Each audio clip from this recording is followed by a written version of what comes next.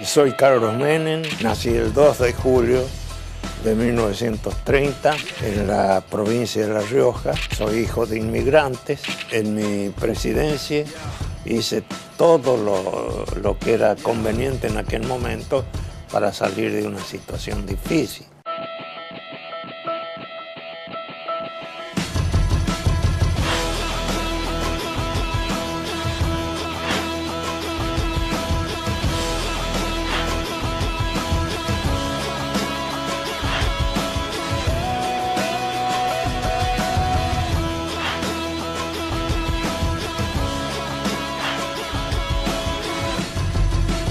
Hay que pensar para gobernar. Bienvenidos, soy Lito Cruz y esto es Escuela de Gobierno, un seminario audiovisual de 13 capítulos. Es el turno del expresidente de la Nación, Carlos Saúl Menem. No siempre, cuando uno llega al gobierno, puede cumplir exactamente con todo lo que prometió durante la campaña electoral. El poder no cualquiera lo puede ejercer. Y la política en general siempre responde a la cabeza de quien conduce el país. Nació en una familia de inmigrantes sirios y en su infancia lo educaron en la religión musulmana. Su actividad pública comenzó en Córdoba, estuvo preso por razones políticas y fue varias veces electo como gobernador de La Rioja. Carlos Saúl Menem abrió la puerta de su casa y de sus pensamientos políticos más profundos. ¿El hombre político nace o se hace en el devenir de la actividad política? Bueno, yo creo que el hombre político se va haciendo día a día, no nace, sino que se hace. Y con el tiempo se va perfeccionando, si podemos hablar de esa posibilidad. Pero son las cosas así y hay que admitirlas como tal. ¿Hay condiciones propias portadoras de cada uno? Por supuesto. Si no hay condiciones propias que nacen además con el hombre, que después se dedica a la política, la cosa no funciona. Así que yo tengo alguna experiencia en la materia y puedo expresar con Aristóteles que la política es la ciencia de la ciencia que tiende al bien común. Es decir, si el político no se moviliza en ese sentido, buscando el bien de todos, deja de ser político. Si el político no se moviliza en ese sentido, buscando el bien de todos, deja de ser político. ¿Qué significó para usted ser gobernador de la provincia de La Rioja en 1973, en 1983? Bueno, yo creo que fue una enseñanza excepcional en el campo de la conducción de una provincia. Muy difícil por las condiciones que existían en La Rioja de aquellos tiempos, pero fuimos más o menos avanzando y conseguimos, entre otras cosas, esa ley de erradicación empresaria que posibilitó la creación de muchos puestos de trabajo y que, bueno, con el tiempo se fue perfeccionando, pero también en muchos casos desvirtuando. Pero la cuestión es que La Rioja pudo subsistir, lo mismo que San Luis, que se ha convertido en una gran provincia gracias a esa ley de promoción industrial. ¿Y somos nosotros un país federal, doctor? Sí, si nosotros entendemos por país federal, donde las provincias pueden vivir de su producción, de su crecimiento, de su desarrollo, somos un país federal. No tan solo en las palabras, sino también en los hechos. Hay, claro, provincias que aprovecharon mejor la situación, el caso, por ejemplo, repito, de San Luis, y otras que más o menos hicimos lo imposible para darle a nuestras provincias la posibilidad de un crecimiento, de un desarrollo que de alguna manera se dio. Usted fue uno de los pocos dirigentes del peronismo que se acercó al expresidente Raúl Alfonsín, luego de que fuera derrotada la dupla Luder-Bittel. ¿Qué puede destacar de su persona? ¿De Alfonsín? Sí.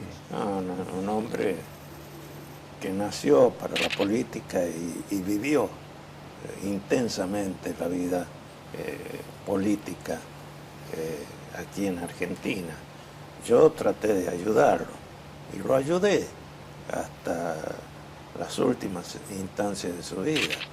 Pero bueno, después me tocó en suerte asumir. Y la cosa no fue muy fácil que digamos, porque recibimos el país, y esto yo le quiero recordar a la gente, con una inflación del 5.000%. Y hubo que trabajar sobre ese tema, a punto tal de que cuando dejé el gobierno, esa inflación prácticamente desapareció por completo. Y pudimos empezar a crecer con una serie de actitudes que nos dio la posibilidad de ubicarnos en un lugar expectante en el mundo de aquella época. No nos olvidemos que por el envío de las naves desde las misilísticas, desde el sur de Italia al estrecho de Hormuz, para cuidar la entrada de barcos, nos dio un lugar en el famoso Grupo de los 20. Argentina está en el Grupo de los 20 gracias a la medida que asumimos en aquella época. ¿Encuentra alguna particularidad por la cual recayera la entrega de gobierno de manera anticipada, tanto el del doctor Alfonsín como el de la Rúa, en dos dirigentes radicales? Bueno, yo no quiero cargar las tintas sobre el radicalismo, son políticos, lo mismo que somos nosotros los peronistas, pero no es la primera vez que ocurre esto con el radicalismo. Siempre tuvieron inconvenientes, salvo en la época de Alvear, que fue, no hay ninguna duda, un gran presidente, y después en el primer mandato de Irigoyen, allá por el 20 y algo. Pero después, bueno, se derrumbó todo en 1930. Ahora, volviendo nuevamente, usted decide participar de una interna partidaria como precandidato a presidente, a pesar de que en ese momento Antonio Cafiero aparecía como favorito.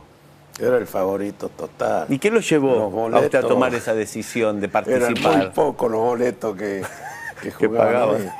Sí, porque yo había recorrido hasta ese momento todo el país, no una vez, varias veces. Así que la gente me pedía que vaya tranquilo, que ellos iban a pronunciarse por ahí a favor de Cafiero, pero que iban a votar por nosotros. Y así fue. Ahora, Cafiero ni soñaba con lo que ocurrió después en las elecciones correspondientes. Ahora, ¿existe ese momento en que el dirigente político percibe que está frente a su oportunidad de dejar un sello en la historia? Sí. Yo lo percibí a través de los recorridos que hice por todo el país. Lo mío no fue nada más que producto de ser gobernador como Cafiero de la provincia de Buenos Aires. Yo no voy a discutir la capacidad que tenía el doctor y que tiene el doctor Cafiero, pero él se confió demasiado. Gobernador de la provincia de Buenos Aires, peleando una candidatura con el gobernador de La Rioja.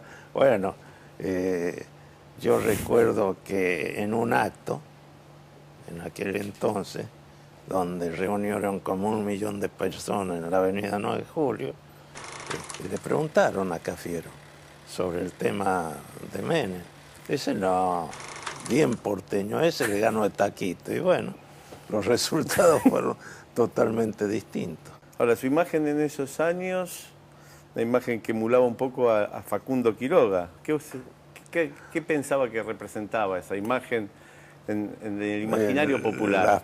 La patilla, el poncho. Y bueno, yo fui un admirador a muerte de Facundo Quiroga. No pretendía imitarlo, pero por lo menos hacía lo imposible para que se me identificara con ese gran nombre de la política de aquellas épocas, aquí en la República Argentina.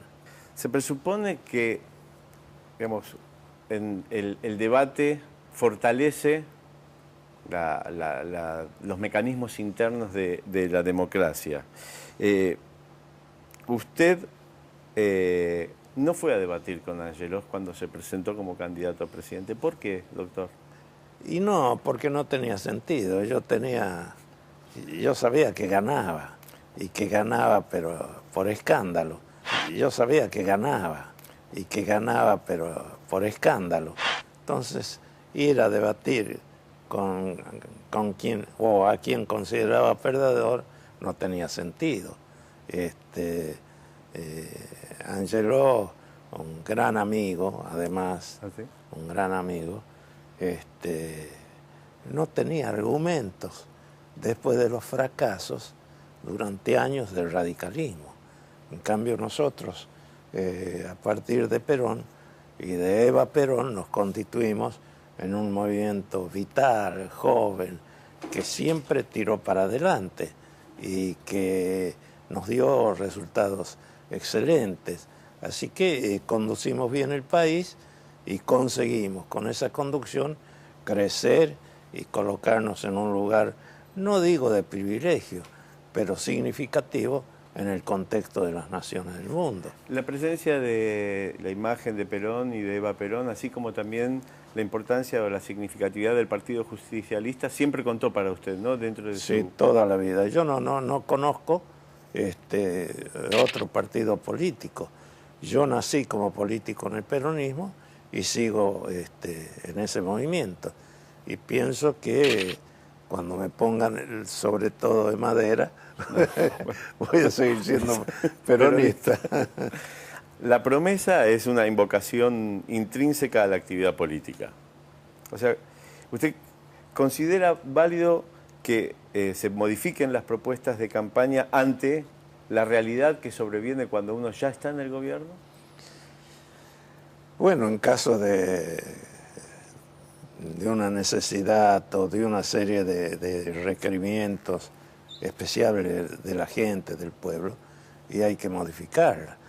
No siempre, cuando uno llega al gobierno, puede cumplir exactamente con todo lo que prometió durante la campaña electoral. No siempre, cuando uno llega al gobierno, puede cumplir exactamente con todo lo que prometió durante la campaña electoral.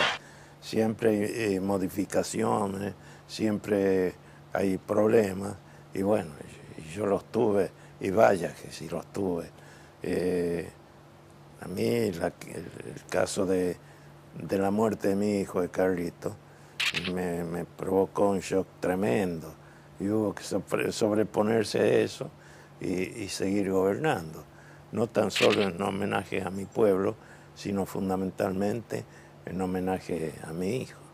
Imagínense, un hombre que duró 10 años en el poder, que no es poco, y además un hombre capaz de decirle al mismísimo Papa en el Vaticano, cuando se despidió, le dijo que Dios lo bendiga.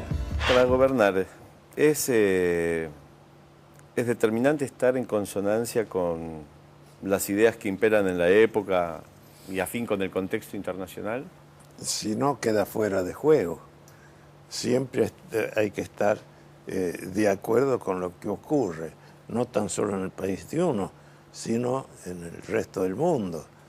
Fíjense lo que está ocurriendo ahora, los tremendos problemas que hay a nivel de Europa.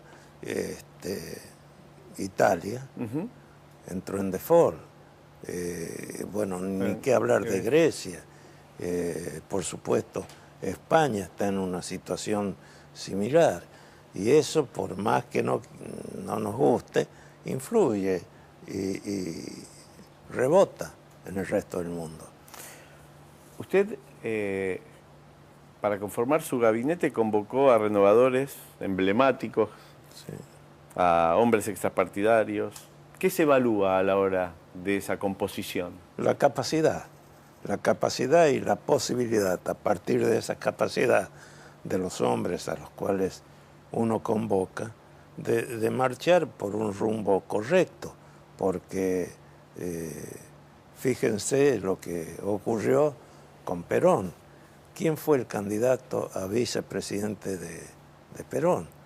Un hombre que no era del Partido Justicialista. Y creo que esa enseñanza de Perón fue realmente trascendente y significativa para el resto de nuestro movimiento. El ministro, es bueno, por ejemplo, que un ministro, supongamos, de Economía, tenga un perfil público distinguible, como lo pudo haber sido Domingo Cavallo, o que la opinión pública perciba que la política económica siempre responde a un presidente. No, la política económica y la política en general siempre responde a la cabeza de quien conduce el país. La política en general siempre responde a la cabeza de quien conduce el país, porque si no estaríamos en situaciones totalmente difíciles de sobrellevar. Aquí Cavallo, no hay ninguna duda, fue, desde mi punto de vista, un gran ministro, pero Cavallo, más allá de esto, era difícil que dé un paso sin la autorización del presidente. Ya gobernando, ¿cómo interviene la agenda mediática en la gestión? No, el que gobierna debe tener en cuenta todo aquello que significa un bienestar para la gente. La agenda mediática es producto fundamentalmente de las exigencias del pueblo que uno gobierna. Entonces, a partir de ahí se van tomando las decisiones. Yo tuve excelentes ministros en todos los campos, en el campo, bueno, de la economía, en el campo de la política internacional, en el ámbito de la educación, excelentes personajes que le dieron la posibilidad a Argentina de convertirse en un país realmente significativo y trascendente. No nos olvidemos, por ejemplo, de esa relación magnífica que yo tuve con bueno, ya va para santo, Juan Pablo II. Juan Pablo II fue uno de los grandes hombres de la historia del Vaticano y del mundo. Yo recuerdo como anécdota nada más que en determinado momento, en una de las tantas visitas que yo le hice, porque yo las pedí, que le di un abrazo y le dije, bueno, que Dios lo bendiga. Y me dice, ¿cómo usted me bendice a mí? Y bueno, digo, es mi costumbre. ¿Qué medidas de gobierno está satisfecho de haber aplicado?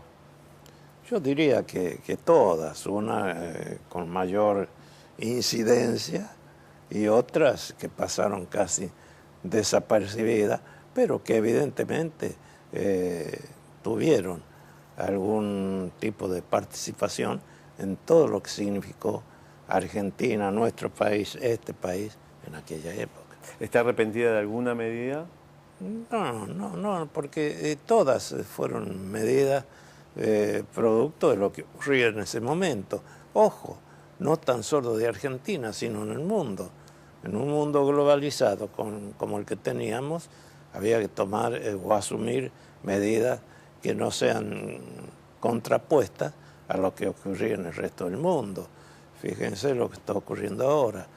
¿Qué puede hacer Argentina ante el default de Italia? ¿Qué puede hacer Argentina ante el default de Grecia? O la situación dramática que vive España.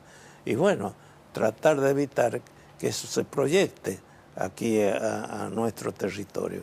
Pero también hay que procurar de tomar las medidas para evitar el contagio o el rebote de lo que ocurre en Europa, una Europa muy alicaída en este momento, aquí en Argentina. ¿Por qué estaba convencido que los indultos propiciados en 1989 y 1990 llevarían a la reconciliación nacional? Estaba convencido de eso. Yo sabía que era fundamental llevar a cabo esos indultos para cerrar viejas heridas, pacificar al pueblo, evitar que bueno, se dé un triunfalismo que no era conveniente en aquella época.